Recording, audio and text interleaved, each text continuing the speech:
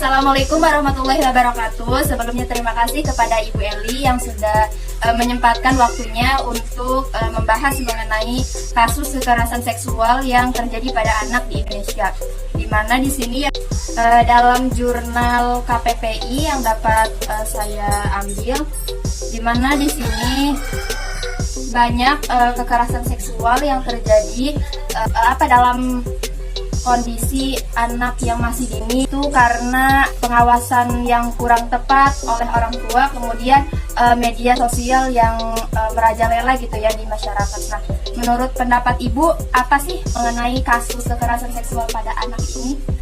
Memang kasus kekerasan seksual ini saya khususnya sebagai ibu muda dan anak-anak ingin mendapatkan kenyamanan dalam beraktivitas sehari-hari.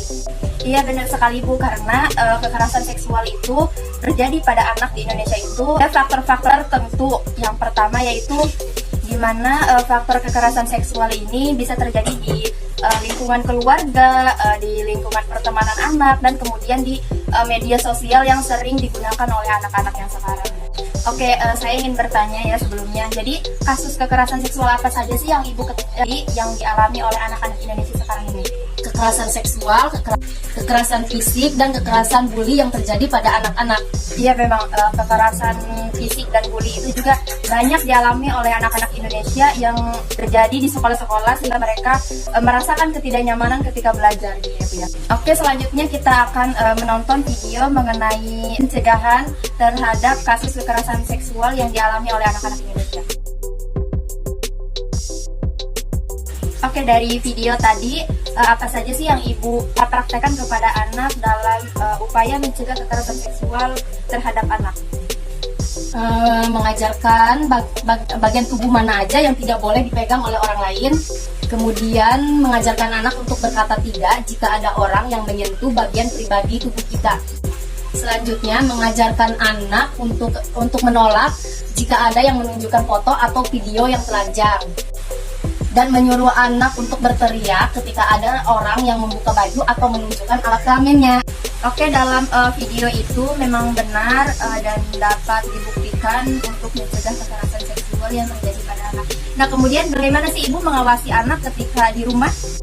Ya, dengan memberikan pengawasan, dengan memberikan tontonan yang positif dan tontonan yang mendidik. Oke, dan seberapa penting sih Ibu dalam mengawasi pertemanan terhadap anak dalam mencegah kekerasan ini? Penting sekali, karena ketika anak salah dalam berteman itu akan memberikan dampak yang negatif kepada anak sendiri. Di zaman sekarang ini kan banyak anak-anak yang menggunakan media sosial ya Bu ya. Nah, itu pun bisa menyebabkan kekerasan seksual pada anak. Nah, bagaimana Ibu mengawasi anak dan apakah ada batasan waktu tertentu atau dibiarkan begitu saja ketika anak bermain handphone? Ada, misalkan contohnya sepulang sekolah ketika anak sudah selesai belajar atau mengerjakan PR dan sudah membantu orang tua, baru anak diperbolehkan untuk menonton handphone, tapi masih dalam pengawasan orang tua.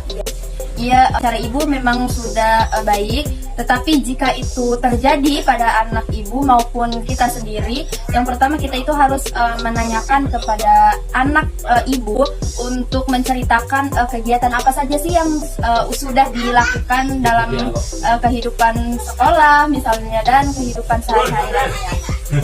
Kemudian jika itu terjadi pada anak dan kepada kita sendiri, kita itu harus segera melapor ke pihak yang berwajib. Jika itu terjadi pada anak Ibu ketika di sekolah, Ibu harus segera melaporkan anak itu ke kepala sekolah gitu ya.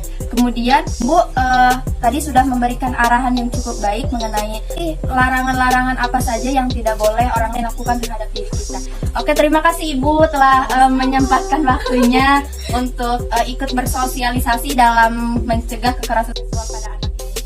Sekian, itulah video yang dapat saya sampaikan kepada teman-teman. Kurang dan lebihnya mohon dimaafkan.